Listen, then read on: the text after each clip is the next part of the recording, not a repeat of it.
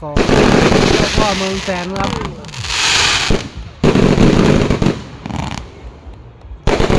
ของเจ้าพ่อเมืองแสนป้า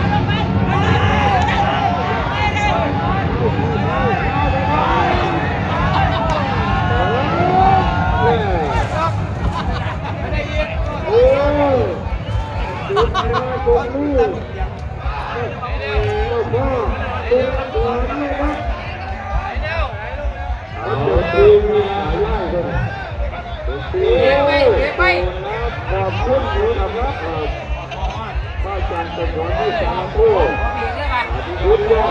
ดเป็นบารมีรับตั้งเห็นโชคโชคด้วยโชคโชคด้วยอย่างเด็กโอ้ยไปสวรรค์เป็นสวรรค์การโอ้โหทั้งหมดเปลี่ยนเร็วเขาโชว์เขาโช